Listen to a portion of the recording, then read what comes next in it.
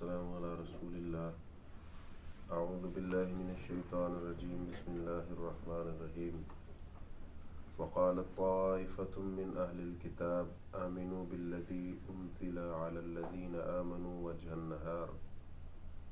واكفروا آخره لعلهم يرجعون۔ اللہ سبحانہ و تعالیٰ اس آیت میں اہل الکتاب کی چالوں کے بارے میں مسلمانوں کو بتا رہے ہیں کہ ان کی ہر حال میں یہ کوشش ہے کہ مسلمانوں کو وہ اسلام سے بہکا کر دوبارہ کفر کی طرف لے جائیں۔ اب وہ دن بدن اسی کوشش میں لگے ہوئے ہیں۔ اس کا مطلب یہ نہیں ہے کہ جو اللہ سبحانہ و تعالیٰ نے ہمیں یہ بتا دیا ہے صرف یہی ہے، ان کی اور بہت ساری چالاکیاں ہیں جن کی وجہ سے وہ مسلمانوں کو کفر کی طرف لے کے جانا چاہتے ہیں۔ ادھر کیا اللہ سبحانہ و تعالیٰ بتا رہے ہیں، وقالت طائفہ من اہل الکتاب، اہل الکتاب سے ایک جماعت نے کہا، اپنے ہی لوگوں کو انہوں نے اعلان کیا، آمنوا بالذی انزل علی الذین آمنوا، کہ تم اس پر ایمان لاؤ جو مومنوں پر اتاری گئی، یعنی اللہ کے نبی صلی اللہ علیہ وسلم پر جو کتاب نازل کی گئی ہے نا، اس پر ایمان لاؤ۔ اے اہل کتاب، تم اللہ کے نبی صلی اللہ علیہ وسلم کا کلمہ پڑھو وجہ النہار، دن کے پہلے ٹائم، ٹھیک ہے، پہلے ٹائم کلمہ پڑھ لو، لوگوں کو بتاؤ کہ میں مسلمان ہو گیا ہوں اور میں نے جو ہے نا کتاب پہ ایمان لے آیا ہوں، میں قرآن میں نے پڑھنا شروع کر دیا ہے، ایسی ویسی باتیں بتاؤ۔ وَاکْفُرُوا آخِرَهُ، جب شام ہو تو پھر کیا کرو، مرتد ہو جاؤ،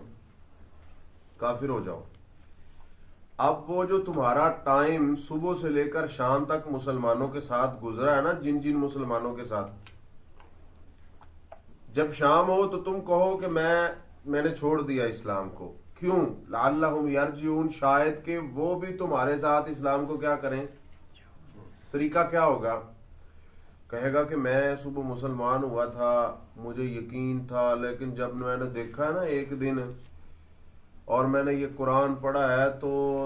یہ تو کوئی اتنی چیز نہیں ہے کہ جس کے اوپر ایمان لایا جائے، ٹھیک ہے۔ پھر وہ قائل مسلمانوں کو کرے شام کو کہ دیکھو میں کتنا عقل مند تھا، مجھے پتا تھا تو میں اسلام لایا، میں نے چھوڑ دیا، تو تم کیوں ان کے پیچھے جا رہے ہو؟ ان کی کوشش یہ تھی جو کچے مسلمان ہیں، نئے نئے مسلمان ہوئے، ان سب کو کفر میں دوبارہ، ایک دن ایک مسلمان ہو، شام کو 8-10 بندوں کو لے کے دوبارہ ادھر آ جائے، دوسرے دن پھر وہ کوئی اور ہو جائے۔ یہ ایک ان کی چالاکی تھی۔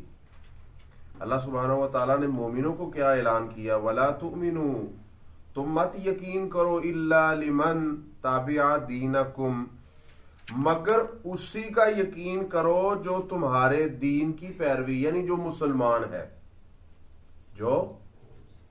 مسلمانوں کی باتوں پہ یقین کیا کرو، ان کی نصیحت کو مانا کرو، ان کے ساتھ رہا کرو۔ جو ایسے چال باز ہیں نا، ایک دن کے لیے، 2 دن کے لیے، 10 دن کے لیے مسلمان ہوئے پھر واپس چلے گئے، ایسے لوگوں کی بات نہ مانا کرو۔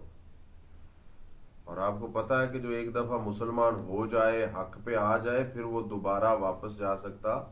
نہیں۔ جو باطل پہ ہو وہ حق کی طرف آتے ہیں دن بدن، یہ نہیں ہو سکتا کہ کوئی حق والا باطل کی طرف جائے، ٹھیک ہے۔ اب اگر کوئی بندہ اوپر سے حق کو قبول کرے، 10 دن 20 دن 1 مہینے کے بعد واپس چلا جائے اور لوگ اس کے اشتہار لگا دیں کہ دیکھو جی، اس کا مطلب یہ نہیں ہے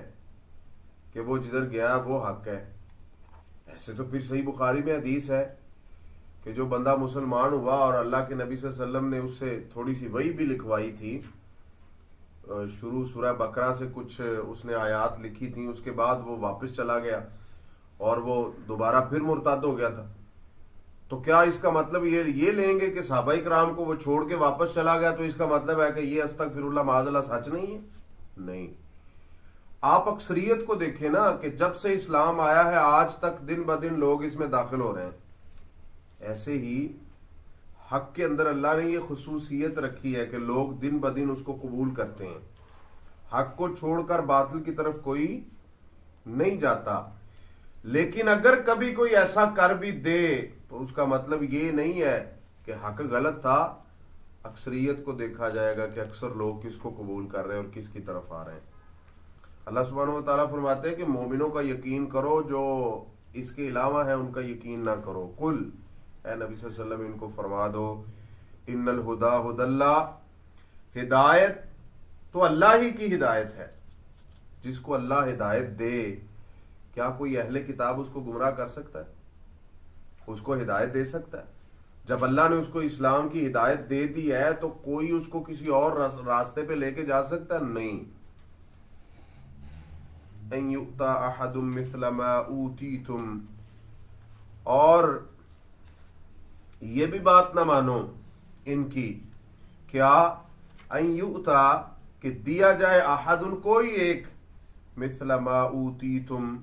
جو تم دیے گئے ہو اس کی مثل، یعنی جو اللہ نے تمہیں شریعت، احکام و مسائل، نبی دیا ہے، کتاب دی ہے،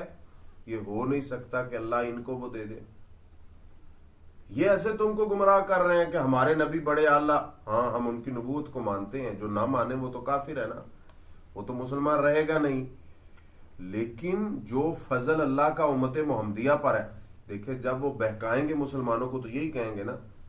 کہ ہماری کتاب بڑی اچھی ہے، یہ تو کچھ بھی نہیں ہے، ہمارے نبی بڑے اچھے، یہ تو کچھ بھی نہیں، ہمارے احکام بڑے اچھے، یہ تو کچھ بھی نہیں۔ اللہ سبحانہ و تعالیٰ نے دو ٹوک فیصلہ کر دیا کہ جو تمہیں دیا گیا ہے وہ تم سے پہلے کسی اور کو بھی نہیں دیا گیا۔ او یحاجوکم عند ربکم، اور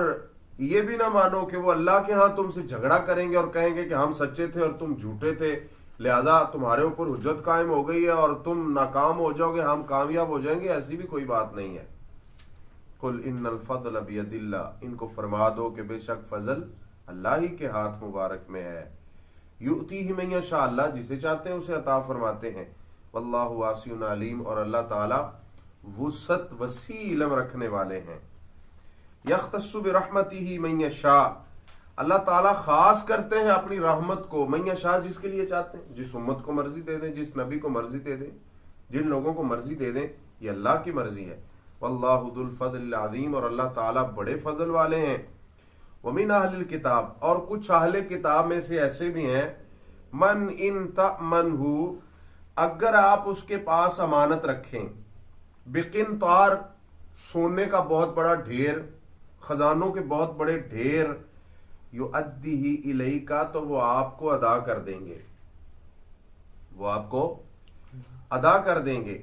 ومنہم، اور ان میں سے کچھ ایسے بھی ہیں، من ان تأمنہ بدینار، کہ آپ اس کے پاس ایک دینار جس کی کوئی اوقات نہیں ہے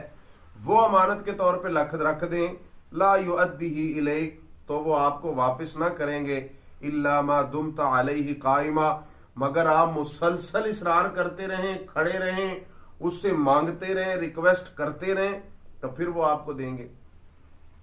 دو باتیں اس جگہ پہ،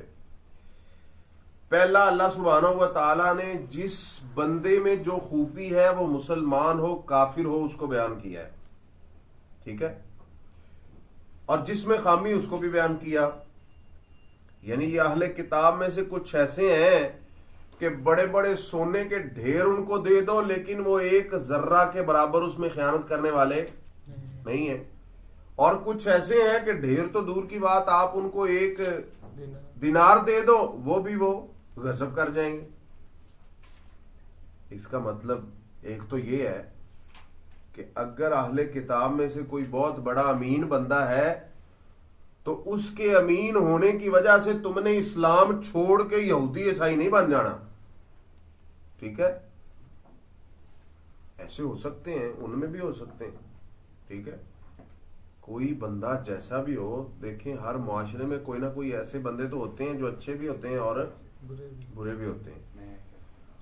اور یہ بھی بتایا کہ ان میں سے کچھ ایسے بھی ہیں کہ جو غصب کر جاتے ہیں مال، کیوں؟ ذالک بانہم قالوا، اس لیے کہ وہ یہ کہتے تھے لیسا علینا فی الامیین سبیل، کہ ہمارے اوپر کوئی گناہ نہیں ہے اگر ہم امیین کا جو مال ہے اس کو غصب کر لیں۔ یہ جو عرب کے امیین ہیں، عربی لوگ ہیں، جاہل ہیں یا ان پڑھ ہیں یا عرب والے ہیں، یہ امیین ہیں، ہم اگر ان کا مال غصب کر لیں تو ہمارے اوپر کوئی گناہ؟ اب کیا یہ بات یقین کرنے والی ہے؟ اگر یہ ان کی شریعت ہوتی، اگر یہ یقین کرنے والی بات ہوتی تو اوپر جو اہل کتاب کی مثال دی ہے کہ وہ بڑے بڑے ڈھیر بھی ہوں تو وہ اس میں خیانت نہیں کرتے، اس کا مطلب وہ بھی کرتے ہوتے۔ ٹھیک ہے، یہ ان کی اپنی بنائی ہوئی باتیں ہیں، جو ان کا دل کرتا ہے وہ دین میں اصول بنا رہے ہیں، ٹھیک ہے، اور جو ان کا دل کرتا ہے اس کو وہ ختم کر رہے ہیں۔ وَيَقُولُونَ عَلَى اللَّهِ الْكَذِبَ وَهُمْ يَعْلَمُونَ، اور اللہ تعالی پر وہ جھوٹ باندھتے ہیں جبکہ وہ جانتے ہیں۔ ٹھیک ہے، بلا من اوفا بعہدہ، کیوں نہیں، جو شخص اپنا عہد پورا کرے گا، واتقى، اللہ سے ڈر جائے گا، فإن اللہ يحب المتقین، تو اللہ سبحانہ و تعالی متقین سے محبت کرتے ہیں۔ اگر وہ اللہ کے بارے میں غلط باتیں کہہ رہے ہیں کہ اللہ نے ہمارے لیے جنت لکھ دی، صرف ہم ہی جنتی ہیں اور کوئی نہیں ہو سکتا، ہم حق پر ہیں اور کوئی نہیں ہو سکتا، اس جیسی اور بڑی بڑی باتیں وہ کہیں گے، ٹھیک ہے، مسلمانوں کو گمراہ کرنے کے لیے، لیکن حقیقت میں وہی کامیاب ہے جس نے اپنا وعدہ پورا کیا۔ وعدہ ہم نے کیا کیا تھا اللہ سبحانہ و تعالیٰ سے، کہ ہم اللہ ہی کی عبادت کریں گے، اللہ کے سوا اور کسی کی نہیں کریں گے۔ ٹھیک ہے، تو اس لیے جو اپنا وعدہ پورا کرے، یعنی شرک نہ کرے اور اللہ سے ڈرتا رہے، متقی اور پرہیزگار بن گیا،